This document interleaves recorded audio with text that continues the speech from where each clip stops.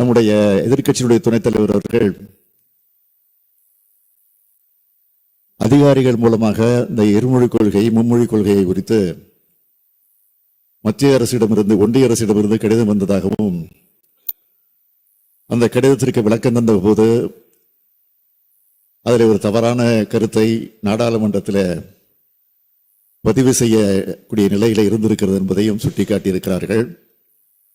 தயவுசெய்து எந்த சந்தேகப்பட வேண்டாம், அதிலே நாங்கள் உறுதியாக இருக்கிறோம். எந்த காரணத்தை கொண்டும் இதை ஏற்றுக்கொள்ள மாட்டோம் என்றுதான் அவர்களுக்கு நாங்கள் விளக்கம் தந்திருக்கிறோம். இன்னும் கூட இந்த நேரத்தில் என்னுடைய அன்பான வேண்டுகோள், ஏனென்றால் பிரதான எதிர்க்கட்சியாக இருக்கக்கூடிய அதிமுகவை சார்ந்த எதிர்க்கட்சியினுடைய துணைத் தலைவர்கள் பேசுகிற போது நாங்கள் என்றைக்கும் இந்த விஷயத்தில் ஒட்டுமொத்தமாக இருப்போம் என்ற உறுதியை தந்திருக்கிறார்கள். இன்று காலையில கூட நம்முடைய எதிர்க்கட்சி தலைவர் டெல்லிக்கு சென்றிருப்பதாக செய்தி வந்திருக்கிறது. டெல்லிக்கு செல்லுகிற நேரத்தில் யாரை சந்திக்க போகிறார் என்ற அந்த செய்தி வந்திருக்கிறது. அப்படி சந்திக்க நேரத்தில் இது குறித்து அவர் வலியுறுத்த வேண்டும் என்ற அந்த வேண்டுகோளை இந்த அவையின் மூலமாக நான் எடுத்து வைக்க கடமைப்பட்டிருக்கிறேன். மாண்புமிகு பேரவைத் தலைவர் அவர்களே, தமிழ்நாட்டு மக்களின் உயர்நிலை கொள்கையான இருமொழி கொள்கை குறித்து மாமன்ற உறுப்பினர்கள் தெரிவித்த கருத்துக்களோடு தமிழ்நாடு அரசு முழுமையாக உடன்படுகிறது என்பதை இந்த மாமன்றத்தில் நான் மீண்டும் உறுதி செய்கிறேன். தமிழும் ஆங்கிலம் தான் தமிழ்நாட்டினுடைய இருமொழி கொள்கை, அதில் எந்த மாற்றம் இல்லை. இருமொழி கொள்கை மட்டுமல்ல, நமது வழி கொள்கையும் அதுதான், ஏன் விழி கொள்கையும் அதுதான். எந்த பழிச்சொல் சொன்னாலும் என் உயிர் கொள்கையில் விட்டு தர மாட்டோம், விட்டு விலக மாட்டோம் என்பதை மாமன்றத்தில் உறுதியாக மீண்டும் மீண்டும் நான் பதிவு செய்கிறேன். இந்தியை ஏற்காவிட்டால் பணம் தர மாட்டோம் என்று மிரட்டினாலும் பணமே வேண்டாம், தாய்மொழி காப்போம் என்ற அந்த உறுதியை நான் பல்லாயிரக்கணக்கான ஆசிரியர் பெருமக்கள் முன்னிலையில் விருத்தாசலத்தில் நடைபெற்ற பெற்றோர் ஆசிரியர் கழக மாநாட்டில் குறிப்பிட்டு காட்டியிருக்கிறேன். 2000 கோடி என்ன 10,000 கோடி கொடுத்தாலும் மும்மொழி திட்டத்தை ஏற்க மாட்டோம் என்று குறிப்பிட்டேன்.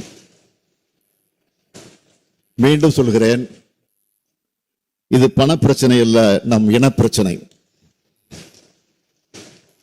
நாம் தமிழை, தமிழினத்தை, தமிழ்நாட்டு மாணவ கண்மணிகளை, இளைய சமுதாயத்தை காக்கக்கூடிய பிரச்சனை. அவர்கள் நிதி தரவில்லை என்பதற்காக இனமானத்தை அடமான வைத்து வெகுமானம் பெறும் கொத்தடிமை அல்ல நாங்கள்.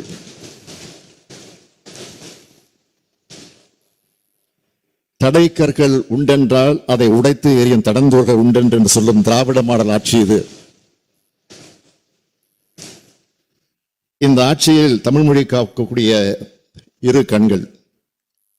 இதே மாமன்றத்தில் நம்ம எல்லாம் ஆளாக்கிய ஒப்பற்ற தலைவர் பேரறிஞர் பெருந்தகை அறிஞர் அண்ணா அவர்கள் முதலமைச்சராக இருந்தபோது 23/1/1968 அன்று இருமொழி கொள்கை தீர்மானம் கொண்டு வரப்பட்டது. மத்திய அரசின் இந்தி திணிப்பு திட்டத்தை இந்த மன்றம் ஏற்க மறுக்கிறது. மத்திய அரசின் திட்டத்தை ஏற்க மறுக்கக்கூடிய வகையில், மாணவர் எண்ணத்துக்கு மதிப்பளிக்கக்கூடிய வகையில் தமிழ்நாட்டில் உள்ள பள்ளிகள், கல்லூரிகள், பல்கலைக்கழகங்களில் தமிழ், ஆங்கிலம் ஆகிய இருமொழி கொள்கையே செயல்பாட்டில் இருக்கும். இது தமிழ்நாட்டுக்கு பேரறிஞர் அண்ணா அளித்த மாபெரும் கொடை. இது கொள்கை மட்டுமல்ல, தமிழ்நாட்டை பொறுத்தவரையில் சட்டம். தாய் நிலத்துக்கு தமிழும், உலக தொடர்புக்கு ஆங்கிலமும் என்று அண்ணா வடித்த சட்டம் அது. தமிழிலும் ஆங்கிலத்திலும் கரை கண்டவர் வடித்து கொடுத்த சட்டம் அது. இந்த இருமொழி கொள்கைதான் அரை நூற்றாண்டு காலமாக தமிழ்நாட்டை வளர்த்து வந்துள்ளது. உலகளாவிய பரப்பில் நமது தமிழ் மக்கள் வாழவும், ஆளுமை செலுத்தவும், உயர்த்தவும், உன்னதமான உயரத்தை அடையவும் வழிவகுத்த கொள்கை இந்த இருமொழி கொள்கைதான். எந்த மொழிக்கும் எதிரானவர்கள் அல்ல நாம். இந்த இரு மொழிகளே போதும் என்று சொல்பவர்கள் நாம். யார் எந்த மொழியை கற்பதற்கும் தடையாக நிற்பதில்லை. அதே நேரத்தில் தமிழை அழிக்க நினைக்கும் ஆதிக்க மொழி எதுவாக இருந்தாலும் அதை அனுமதிப்பதில்லை என்பதுதான் இருமொழி கொள்கையை கடைபிடிக்கிறோம். மொழிக் கொள்கையில் தமிழ்நாடு வகுத்துள்ள பாதையும் அதன் உறுதியான நிலைப்பாடுமே சரி என்பதை நமது அண்டை மாநிலங்கள் தொடங்கி இந்தியாவின் பல மாநிலங்களும் இப்போது உணர்ந்து வருவதை பார்க்கிறோம். இன்னொரு மொழியை திணிக்க அனுமதித்தால் அது நம்ம மொழியை மென்று தின்றுவிடும் என்பதை நாம் வரலாற்று பூர்வமாக உணர்ந்தவர்கள் என்ற அடிப்படையில் தான் இருமொழி கொள்கையை சிக்கென பிடிக்கிறோம். இந்தி மொழி திணிப்பு என்பது ஒரு மொழி திணிப்பு மட்டுமல்ல, பண்பாட்டு அழிப்பாக அமையும் என்பதால் தான் இதிலே உறுதியாக இருப்போம். இந்த மொழி திணிப்பின் மூலமாக மாநில மொழிகளை ஒரு இனத்தை ஆதிக்கம் செலுத்த நினைக்கிறார்கள். இதற்கு ஒட்டுமொத்தமாக முற்றுப்புள்ளி வைத்தாக வேண்டும். மாநிலங்களை தங்களது கொத்தடைமை பகுதிகளாக நினைப்பதால் தான் இது போன்ற மொழி திணிப்புகளும் நிதி அநீதிகளும் செய்கிறார்கள். எனவே இந்தியாவின் கூட்டாட்சி தன்மையை காக்கவும் மாநிலங்கள் சுயாட்சியை வென்றெடுக்கவும் மிக சரியான முன்னெடுப்புகளை செய்ய வேண்டிய கட்டாயத்திலே நாம் இருக்கிறோம்.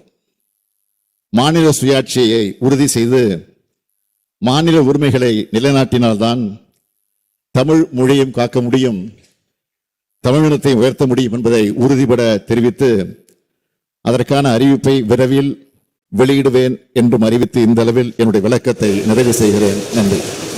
பாதகம் செய்பவரை கண்டால் நாம் பயம் கொள்ளலாகாது பாப்பா. மோதி மிதித்து விடு பாப்பா, அவர் முகத்தில் உமிழ்ந்து விடு பாப்பா. அண்மை செய்திகளை உடனுக்குடன் தெரிந்து கொள்ள இணைந்திருங்கள் எம் நாடு தொலைக்காட்சியுடன்.